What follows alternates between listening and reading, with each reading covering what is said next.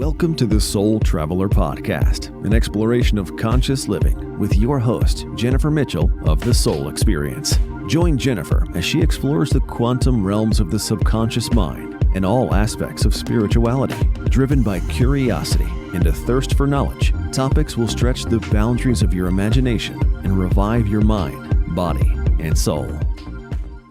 Hey Soul Travelers, this is your host, Jen Mitchell. Today I'm coming to you live with a solo episode, and I'm really excited because I've been wanting to do this for some time and I just haven't had the opportunity to do it, or I started to record and got interrupted, or life just got in the way, as sometimes that can happen, as we all know. But I'm looking forward to giving you guys the opportunity to learn a little about me as your host and exactly what my mission is here in life and why I do what I do and some of my goals this year. It's a little late as I'm recording this, but never too late to talk about goals for the future. So a little bit of backstory about me, who I am. I would say I'm a survivor, as I think all of us truly are survivors. I mean, this human experience is one crazy wild ride, and early life wasn't a walk in the park for me.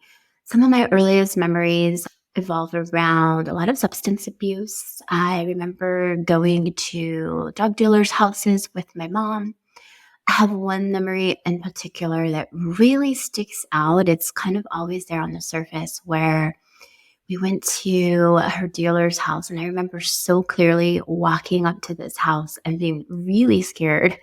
And it had one of those metal fences around the house. And as we walked up the sidewalk, there were these two Dobermans, and we knocked on the door, and the guy's name was Dwayne. I remember so clearly. And he had this long, straight hair. It looked like it had been flat ironed, and these leather pants on with no shirt. And I remember walking into the house, and it just was a real creepy feeling. But I think what really sticks out most is they would sit me on this couch, and they have multiple memories of going here. But one time particularly, they sat me on this couch, and they went behind the beaded curtains. And I remember, I believe Led Zeppelin was even playing, but they put the Dobermans in front of me. And I said, if you move, they will kill you. I remember I was so scared that I peed the couch. And I was really scared to say anything, but then the dog started sniffing the couch.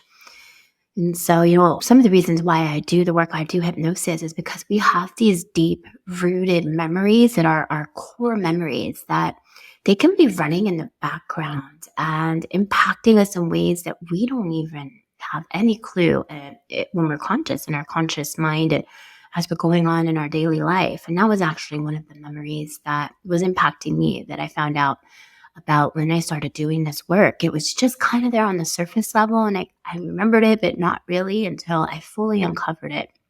So I did a lot of work around that. I also remember finding my mom overdosed in the bathtub around age 4. So another memory that was really impacting me. I remember turning the doorknob, stepping into the bathroom, and her in the tub. And I just wanted to play. I remember saying, I want to play. I wanted to play tea time or dolls or something like that. And I went to shake her. And I remember the water being, at that age, it was so scalding hot, and the steam coming up, and she wouldn't wake up. And I was really scared. And we were alone in the apartment upstairs. So I ran down the stairs in my pajamas, and I knocked on the neighbor's door. And I said, my mom won't wake up. And it was a couple. They invited me into their house, and the guy went upstairs. Next thing I remember is my mom was being carried down on a stretcher, and the ambulance workers were talking to the gentleman, saying that she had taken too many pills. They found Valium in the bathroom. Just working through a lot of those memories. It's been a long journey for me, but it's made me strong. I think it's definitely the reason why I'm able to carry on and do this work and help people, maybe someone like you who's listening, people who haven't maybe even stumbled across the type of work I do. It's why I've been inspired to start my podcast, and I'm opening up here with you today on some things that really haven't been told to anybody about, honestly. And growing up it was pretty hard. My mom also developed schizophrenia around the age of 9 or 10. She was a single mom at that time. And you guys, that was real scary when you're at that age and that young, and you realize that your caretaker and the person who's supposed to be caring for you is in a completely different reality. I remember it started with a lot of paranoia. Maybe it was onset from the years of drugs. I honestly just don't know. It just probably is the case. I remember her peering out the blinds and thinking that the FBI was watching and that they were going through the garbage looking for stuff. And we would move a lot. We moved over 36 times through my childhood. So I was always a new kid in school, which, I love to make friends now and I'm really good at it. So I definitely think it built a lot of character, and I'm not afraid to go into certain situations and just throw myself out there, probably because I had to do it so many times in life. But as time progressed, it got worse and worse with this, schizophrenia. And it's now been 24 years since I've had a relationship with her just for my own safety, honestly.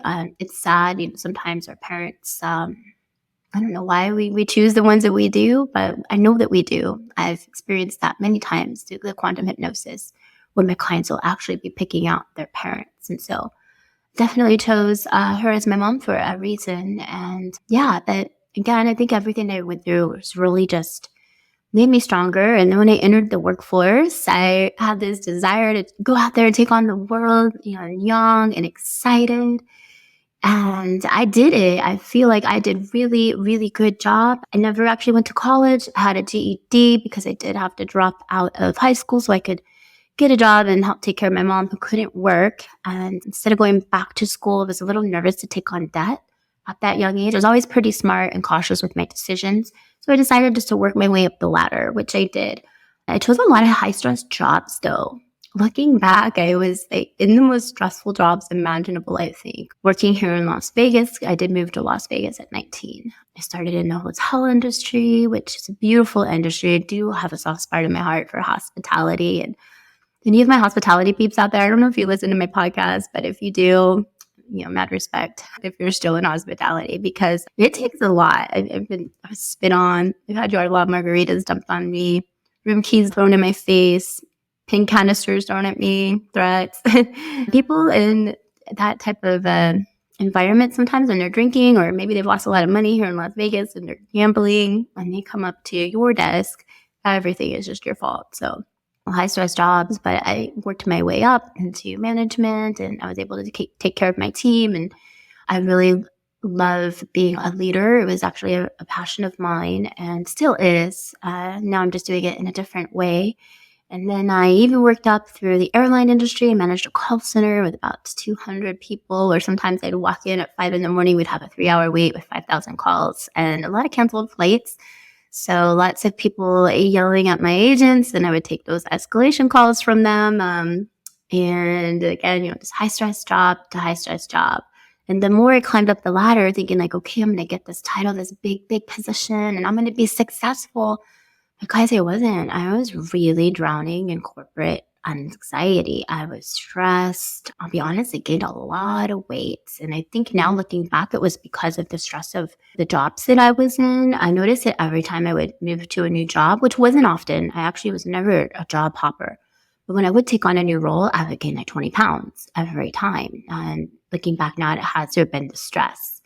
So in 2017, it was working up the airline still. And that's when everything changed for me. Like looking back, a YouTube video changed my entire life. Just scrolling one night on YouTube, I saw a video of Dolores Cannon, and I talk often about her on this podcast because even though she's passed, she is still a mentor of mine. She continues to impact the lives of so many people on a global scale, even after her passing, which is incredible. But I stopped scrolling because she is just not what I would have expected. She is like this older lady. She really looked like she should, I say this a lot, but she looked like she should be knitting a blanket for her grandchildren or maybe baking cookies. But no, she was talking about some very interesting stuff. She was talking about how her clients remember lifetimes on other planets through hypnosis. The subconscious mind holds the key to all of the answers in our life and can access previous lifetimes and past lifetimes. She was talking about people regressing into experiences where they didn't have a human body, and how also the subconscious mind has the power to heal anything, and that clients would move and they're in certain very interesting ways on the table under hypnosis, and how their bones would crack as they were realigning. Like, I went down the Dolores Cannon rabbit hole, and I felt alive and excited for the first time in so long. I knew that I needed to have a session, and so I went online, and back in 2017, although QHHT, which is quantum healing hypnosis technique, it was a very popular technique, it really wasn't to the scale that it is now. And it's really important that you resonate with your practitioner. I always say this to anybody, whether it's on my podcast or another podcast, make sure you resonate with the practitioner, because that's actually pretty important for a successful session. Although the success of the session truly does depend on you and your ability to trust yourself, trust your higher self, and relax and believe, you do need to be able to talk openly with the practitioner, which means you need to resonate and have a certain level of trust with them. So looking through everybody that was on the website for practitioners, I found somebody in LA was the closest, and he's been on the pod, Haron DeWitt. If you haven't listened to our episode, it was such a beautiful episode. I love Haron. He's an incredible facilitator. He is the one that resonated for me for my first session. And so I flew out to LA. So nervous, you guys. I was so nervous. I remember shaking in the Uber on the way to my session. But he created a really safe space and reassured me. Everything I know now as a practitioner, but he said, your higher self will never tell you anything that's going to scare you. It knows you. If something's going to scare you, it's not going to say it. Give information only that's going to help you. It knows your life purpose and why you're here. And so all of those reassurances really just helped me to be able to relax and like, okay, yeah, you're right. It makes a lot of sense. I have nothing to fear. Like, why would I fear myself? And then I realized that it's probably just programming, right? When we think about it, there's lots of programming going around, whether it's through the media or the TV or things we hear. So it's really important, again, be careful what you intake. The eyes are the window to the soul, and what you listen to. So I realized that, and I was like, okay. And I had such an amazing session. And to my surprise, at the end of the session, when the questions are asked to the higher self, which I think is my favorite part of a session. I love it all, but my higher self, of course, one of my questions was, what is my life's purpose? I was really miserable in my career, and I asked about career. My higher self told me that I was going to be a quantum healing practitioner, that I was here to change the lives of millions, and that I'm a teacher, which I kind of knew I was a teacher because I always wanted to take that leadership role in my careers, and I had pretty large teams under me, and I was really good at it. And even to this day, I still have some of my previous agents message me and ask me to come back. I'm like, no, I'm never coming back, but thanks for messaging me. You can always reach out to me. It makes me feel good. I'm happy that I was able to impact them. So I always knew I was a leader, and it's something that's natural to me and I feel comfortable doing. But my higher self said I was going to do it on a global scale, and I'm here to impact the lives of millions and help people. But it wasn't time yet. So you will know when it's time. So I went back to my job. I didn't forget about the session by any means, but I knew it was a time to step into my purpose. So I just kind of continued on my way, going to work, and even honestly getting more and more miserable. I moved even into a different role in the banking industry, which if you're a listener to this podcast, I do talk about my experience quite often in the banking industry, because even at a senior leadership position, I was experiencing a lot of workplace bullying. I had an incredible boss. I would love to say that my boss was probably in that industry was one of my favorite leaders I ever had. I love her dearly. And she did everything she could for me. But at the end of the day, I needed to stand up for myself. And I had these two people in particular. One was a senior VP and one was a director as myself. But these ladies just had it out for me since day one. And I'm a pretty upbeat, smiley person. And I think that could be part of the reason why sometimes when people are really unhappy and unfulfilled in their own life, they want to take that from you. They want to take that light and that joy from you. And every time I would step into a meeting and I had to facilitate a meeting, they would sit next to each other and lots of snarky comments under their breath as I'm speaking. They'd be like, she's so stupid. And they'd say it loud enough to where I could hear it and other people around the table could hear it. They'd be like, she literally never makes any sense. And then they would laugh as I would speak, things like that. And you guys, it really impacted my confidence, like a lot. And it was to the point where I was second guessing everything. I would go on my lunch break. I would spend my lunch break crying in my car. And I'm not really a crier. Not that there's anything wrong with crying, but I literally can't cry normally. It's very interesting. And I'm open to my emotions, but maybe I'm just all cried out. I've done a lot of it in the past. I'm not really a crier, but this job was making me cry. I would go in my car on my lunch break and scream and sob and cry and then pull it together, do my makeup, wouldn't even eat, and go back in for the next meeting. And these ladies even tried to sabotage my deadlines, my projects. They would decline everything. We had a queue. In the banking industry, everything has to be according to regulations and compliance. And I actually was a communications senior director. So I wrote those fun bank letters, those super fun bank letters that you get telling you that you're declined and the reason why I'm mentioning your regulation. And my work was really important because we had to have correspondence and we had to have digital correspondence, paper correspondence. And so they would really try to sabotage me getting approval on the correspondence and the letters I wrote, rejecting my stuff and making me go back and change it and then rejecting it again. And just, it was a really difficult time for me. So much so that I even started drinking in the mornings on the way to work.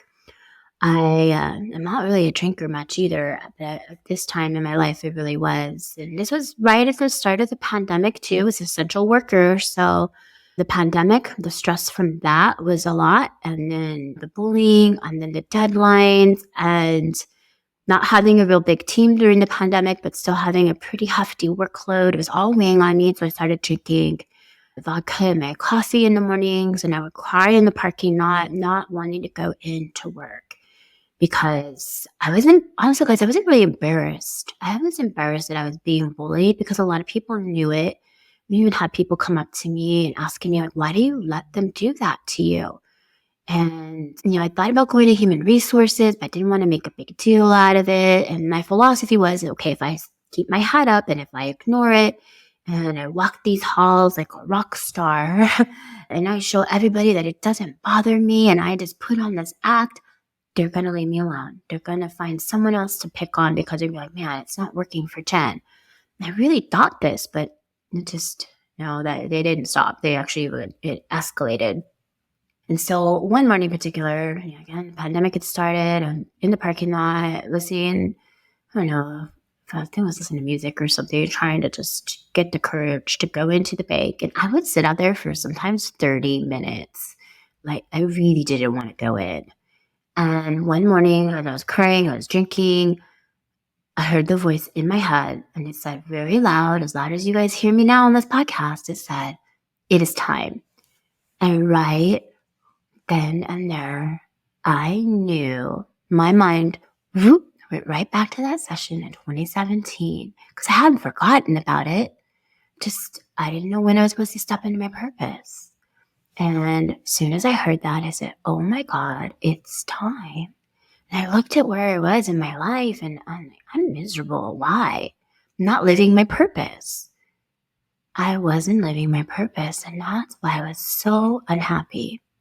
No matter what job I took, I was unhappy. I was really, really trying to find work that was fulfilling and I just couldn't find it because it was not aligned. I called my husband and I've been talking to him for a while. I'm going to put my notice in. And I called him. I said, today is the day I'm going to do it. So I went in. I put my notice in. I knew I was supposed to be a practitioner because my higher self had told me that. So I was like, okay, I'm going to start doing sessions on weekends, putting my notice in. I'm going to do this. And I did. I was really, really scared. I had this underlying program that was running in my mind that I was going to die. It's embarrassing saying this now, but I actually thought I would be living on the side of the freeway in a cardboard box. I had seen, I had seen this before. I love doing philanthropy work and, going down and helping the less fortunate. I really, really in my core thought that would happen to me if I left my job and pursued happiness. Wow. Think about that programming for a minute. If I stepped into my purpose, instead of trusting myself and believing in my own higher self's advice, telling me that that was why I was here and it would take care of me, I actually thought I'd be homeless on the side of the road. So that was, again, more programming that I had to really work hard to overcome. That's a little bit about my journey. I started doing sessions in 2020, doing sessions for free. I did a lot of free sessions, perfecting my craft, helping so many people. And then I was called to move into starting this podcast. And this has been really fun. And I like to say that part of the reason I really wanted to start this podcast was to regain that confidence I had lost when I was working at the bank, leading those conferences and those meetings around the table and having those people stare at me as I'm delivering and those girls laughing at me. It really messed with my mindset a lot. So it's been a lot of work to overcome that, but here I am, and hey, fake it till you make it. I think I'm doing okay in podcasts. Just so you guys know, we're in the top 8% globally right now as I'm recording this podcast, and that really means a lot. So thank you to all my listeners out there. I love you guys, and you're the reason I hop on the podcast every week, and I'm really looking for interesting guests. And I'm going to do a series, probably start in summer. I'm going to really hunt for some very fun guests. I want to explore the unexplained. If you're listening out there, and if you think you've seen Bigfoot, please contact me. If you're an extraterrestrial encounter, please contact me if you'd like to come on the pod. I just really want some fun and interesting guests. Everybody's fun and interesting that's been on the show. I want to explore the unexplained. So it's going to be next for the pod. I think I went a little bit off on a tangent here. This year, again, as I'm recording this is mid-January right now. I'm not much for resolutions. I've never really been a big resolution person, and those of you who are, great. I'm glad that works for you, and keep doing whatever works for you. But I wanted to simplify it. I thought about it early this year, and I'm like, I just want to do one word to describe what I'm set out to do this year. And my word is action. My word is action. I'm going to take massive action, because without massive action, we can't implement change. Massive action in my business, massive action even here at home, and making small changes here at home is massive action for me. So that is my word this year, and massive action is going to equal some incredible results that I'm very, very excited about, and I know is going to happen. But that's why I don't want to have a resolution. I don't want all that pressure, and then if I don't necessarily keep up with the resolution, then I'm down on myself, and so I'm breaking that cycle by just simply having one word, action. I encourage you to think about what your word is. What would your word for 2024 be? If you could just summarize one thing, one small word, and keep that in mind every day, what would it be? Yeah. And, I mentioned failure. There's nothing wrong with failure. I actually kind of like failure. Maybe it's a weird thing to say. I had a manager once when I worked in the hotel industry who said something to me. And ever since, it's really been one of my mottos. He said, I did something where I made a mistake on a reservation. I was being really down on myself because I do struggle with ADHD, which is a superpower for all of my ADHDers out there. ADHD is a superpower because we're super creative. We have a high-powered laser mindset, but we just need to focus it. We need to learn to control this laser that's wanting to just shoot everywhere and has a million thoughts going randomly all at once. And so in my ADHD moment, I was multitasking. I had like 10 windows open, and I actually remember pretty clearly. I had taken a credit card of a client, and I booked around her transportation for them for pickup. And I accidentally closed out the window because I had 10,000 windows open and about 12 unfinished reservations and those windows were my to-do list. And I closed it out. I didn't know who the guest was. I didn't have their credit card information. I didn't remember their name.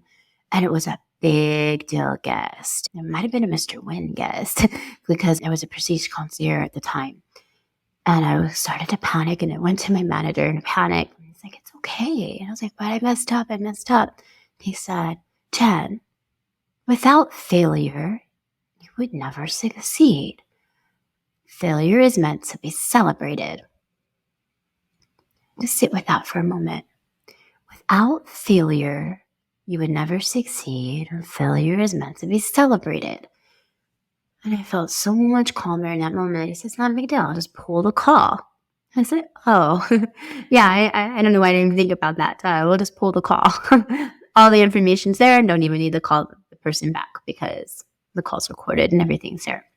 So it wasn't a big deal. But my learning experience in that moment was what he told me. And it stuck with me ever since. And so I actually set out to fail. Like, I'm going to go out and fail today. And I'm going to fail and I'm going to fail and fail till I am a master at what I'm trying to achieve. And I tell my son now, I want you to go out and fail 100 times at doing that Rubik's Cube. And guess what? You were going to be an expert. You will be an expert because you kept trying. You kept getting up. You kept going out there. You kept doing it, and you weren't afraid. So I encourage you to go out there and to fail. And you wait and see what the results will be. You will master whatever it is that you wanted to be successful at. And that's how you will become successful. So let's dive into hypnosis, my favorite subject. Hypnosis. I had a couple people reach out to me nervous and scared that they can't be hypnotized. So let's talk a little bit about that. Number one, quantum hypnosis. And quantum is a buzzword right now, and I'm a little bit irritated. I'm going to tell you guys, I'm a little irritated that quantum is such a buzzword because what defines quantum? These people at quantum coaching, quantum academy, I really work in the quantum. We really are in the quantum realm. Your mind is regressed to a time and place where time does not reside. It will say, there is no time here. It will say, I am beyond space and time. That's what makes quantum hypnosis truly quantum. So if you see people out there saying quantum workshop, quantum coaching, I would encourage you to challenge it and say, can you define or expand on what makes it quantum? Because I think that a lot of people are just throwing that buzzword around, and I don't think that's right. It's confusing to people. So what really defines quantum hypnosis, again, is the fact that we are regressing your subconscious mind. We're actually connecting with the part that's already inside of you. And again, it's the part that is connected in that quantum realm. I do believe it is the same realm where the Akashic records are, and that's where we're pulling that information. And it knows everything about you. It knows about your past life experiences. It knows why you picked your parents, why you're here. It knows your life mission. It knows every ache and pain in your body, and if it's because of trauma that you haven't processed or released. And it can do that for you. So back to the original question, because it did go on a tangent. People keep asking me, what if I can't be hypnotized? And I say this to you. You are able to achieve hypnosis. Every single human being on this earth can achieve hypnosis. If you fall asleep at night, you can achieve hypnosis. Now, the difference is, can you let go of control in order to allow your higher self to step into the driver's seat for a moment? That is the key. Because what happens in hypnosis, you're always aware, but you switch places. The conscious mind that is listening to this right now is going to switch places with that part of you that you know is there. You feel it. It's your intuition. It's your higher self. It's the subconscious, that little voice inside your head. That part, think of it like a vehicle is how I like to explain it. So the subconscious mind right now, the higher self, your intuition is in the back seat. And you, the conscious mind, you're in the driver's seat. So what happens in hypnosis is you're going to switch roles. Your subconscious will come and drive the vehicle, Well, the conscious mind sits in the back seat. Just like when you're in a car, when you're in the back seat, you know you're in a car. You know you're not driving, but you're still conscious and aware, but you're in a vehicle. You can hear everything that the driver is saying as the passenger. It's exactly how hypnosis is. But some people are scared to relax into that for whatever reason. And if you are scared and you can't relax enough to allow the subconscious to drive the vehicle for a few moments, for an hour or two, to really change your life around, then I say this for you. It's just simply not the right time. And there's nothing wrong with that. We all have a path. We all have a journey in life. And this may not be the right time for you to experience a session. But there's a lot of other things you can do and to help you to shift your mindset and to see massive change.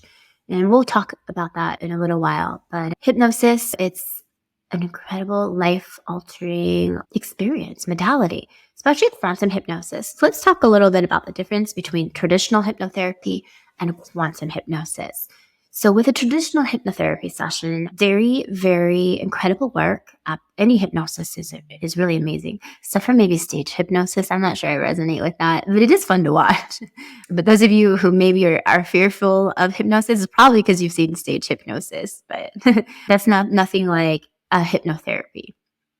So with traditional hypnotherapy, think of it as the practitioner is guiding you on a journey, and the practitioner is going to take you on like a train ride to where you can uncover some limiting beliefs. Maybe they give you some affirmations under hypnosis to help you lose weight, or to help you overcome a mindset block, or to stop smoking. And it is highly effective therapy. Absolutely. Practitioners doing a lot of the guidance in a traditional hypnotherapy session. And there's nothing wrong with that. Research your practitioner. If that's the type of hypnotherapy that aligns for you, check them out.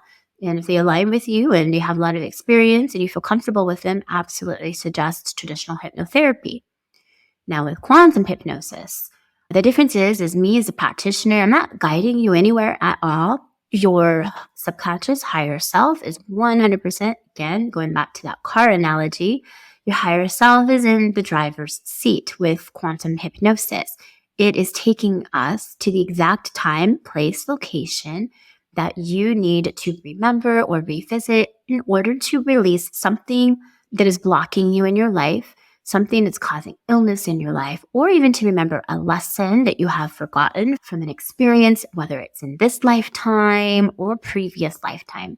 So the subconscious mind, higher self, is really in the driver's seat doing all of that work. And that's one way that it's different from traditional hypnotherapy. Another way, again, we're connecting to the deepest part of the subconscious mind that we've ever been able to connect with. And that, again, is the part that truly does reside in the quantum realm. And how do I know that? Because I've had hundreds of sessions with lots of clients, and I say sometimes, where are you? And the answer is usually something along the lines of, I am in the place between space and time. I am not in your realm. I do not reside in the third dimension. If I ask a time-based question, like such as, where's Jennifer going to be in 6 months? I don't understand. There is no time here. What do you mean by that? And so that's how I truly know as a practitioner that we're in the quantum realm. Also, information comes through that people wouldn't know when they're conscious. And it's always usually true. Very rarely, it is true. It just may not happen right away. Your subconscious will never lie to you. It's actually the one thing that you can really, really trust in this world, undoubtedly. So people out there seeking advice from third-party practitioners, not saying anything negative about a third-party practitioner, but trust yourself first. Please, you have nothing to lose. Trust yourself first. Anything that you would go and ask, maybe an Akashic record reader or a psychic, not saying don't go to those people because I do love them, but maybe try getting the information first from yourself. And then you can go and have a session and see if the information aligns. But yeah, you trust yourself. Your subconscious, your higher self, intuition never will ever lie to you.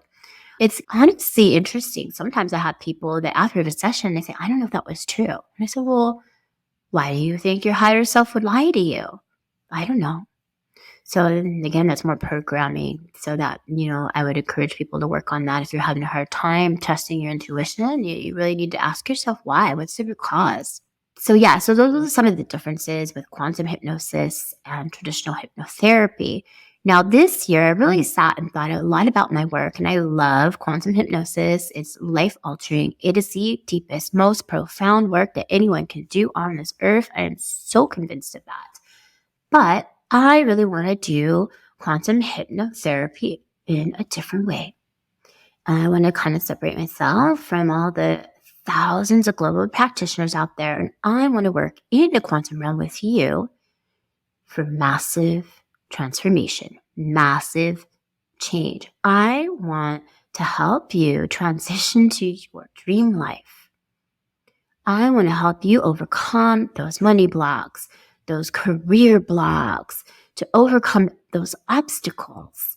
And I will be doing that this year with my clients. I want to also step in. One of my goals, again, action is my word, and I want to impact people on a global scale. So I will probably, before the mid to end of the year, will be starting doing group coaching so that we can work together in a community, in a group setting, to overcome these blocks. I have a lot of techniques and tools I'm going to be implementing with the quantum hypnosis. And so what that's going to look like is give you guys a little bit of a sneak peek. I don't want to give away everything that I'm working on, but one thing that I really love, I have it right here, is scripting.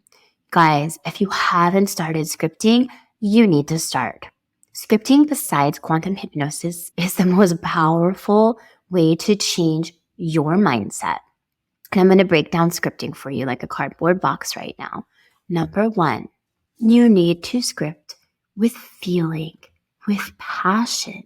I sometimes will just, with gid, as I'm writing my dream life, I get so excited and giddy, I might even squeal.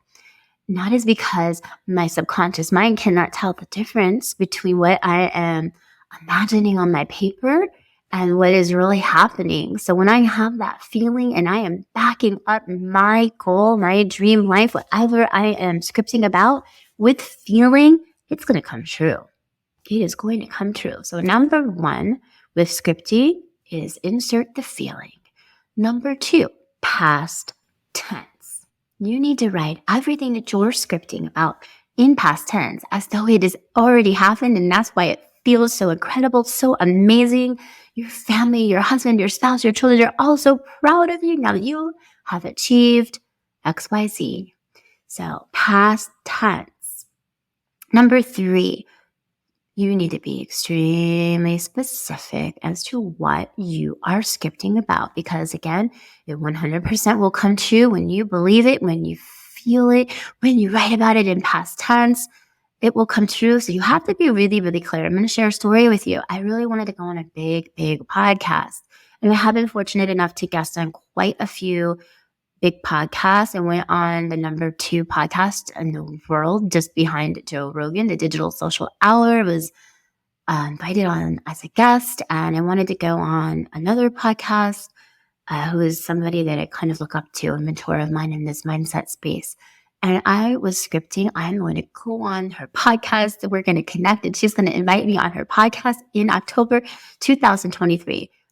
Now, if you listen to what I just said, I wasn't scripting in past tense when I was writing that. That was my first mistake.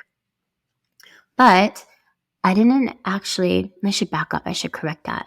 I wanted to go on the podcast, but as I was scripting, I said in October 2023, I'm going to be invited on the show to talk about quantum hypnosis and how I am here to change the life of millions through my podcast and by helping people. I'm going to tell my story on the show in October 2023. This is going to happen. And that's what I was scripting. I actually think it's even here in this notebook in the first pages. Anyways, it's here in this notebook. I know it is. And I kept scripting this every day. We need 5-7 minutes. So it's not a big commitment, guys. But what I wrote, if you listen to me, is I wrote show instead of podcast. And I didn't write the name of the podcast. So I was not specific enough as I was scripting this. Yes, it came through in the exact month. In the exact month of October 2023, I connected with this person. And yes, in October of 2023, I was invited to the show. But I did not know that this person had multiple shows and that they had a show on scripting and the power of scripting. So I was invited to the scripting show to talk about how I scripted, and what I scripted came true, but it was the wrong show. And actually was not invited onto that podcast. Might still continue to script about that and correct that script. We'll see. So I encourage you to script, be very, very detailed, very specific, write in the past tense, and have the feeling. And this is just one of the little techniques and tools that I am going to be implementing into the group coaching program, and also into those people who want to do transformational journeys with me to really shift your timeline. Now, when we talk about timeline shifting, I know without a shadow of a doubt, because I've heard it from so many subconscious minds, I'm going to tell you guys this. Any vision that you have of yourself, any version that you want to be, it is out there. Listen to me. It is out there. You want to be a rock star when you were a kid. You wanted to be a TV show host. You're out there doing that in some timeline. You really, truly are. You just simply haven't stepped into that timeline. Maybe you forgot about it. Maybe you got carried away. Maybe you didn't keep focusing on it. Maybe it wasn't your primary goal. And that dream, somewhere along the line, just sifted away into the sand. You can still achieve that. It is never, ever too late to change the road you're on. In the words of Pink Floyd, love Pink Floyd, you might have missed the starting gun, but that's okay. You can still shift your life. You can still step into the highest timeline to whatever version of yourself that you want to be. It is out there and you can get it. Do you see my shirt? My shirt right now, if you're watching this, life is mental, because it truly is. It's all about mindset.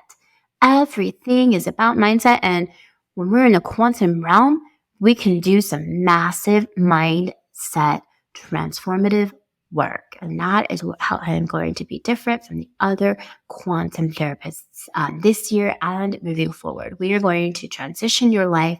We're going to transform you from the inside out, using lots of techniques and tools. And I'm going to check in with you. It's not going to be a 4 or 5 hour session and then you don't hear from me, we're not in touch.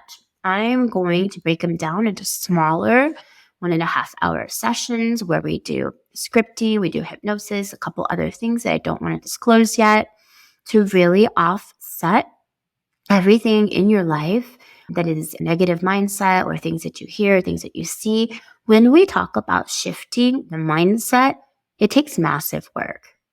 You need to think about every conversation in your life, and you have to off-balance that with positivity in order for that massive change to occur. Think about scales. I'm a Libra, so yeah, I like that analogy. Thinking about scales. Right now, you want to do this, and your dream timeline is up here. You have all of this stuff that's in your mind on the lower scale. And maybe you have trouble with negative thoughts, negative mindset. Or you have a spouse that's like, hey, that manifesting is bullshit. You have to offset that. Think about all the things that you're watching on TV. The murder, the negativity, the action movies. And yeah, it's fun entertainment. So you do need to offset that. That is going into your mind.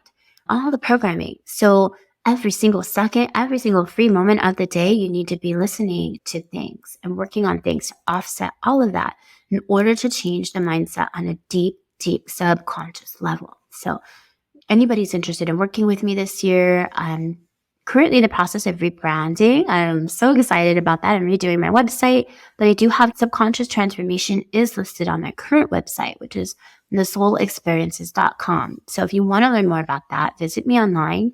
You can feel free to email me, to reach out to me. I think that I've covered quite a bit in this episode. I'm going to try to do more solo episodes so that you can get to know me a little bit better. But I'm here if you have questions, and you can hop on a discovery call with me, even if it's not the right time for you to book. if you're interested at all in, quantum transformation, quantum hypnosis, book a discovery call. Let's chat about it. I'm here to answer any questions that you have.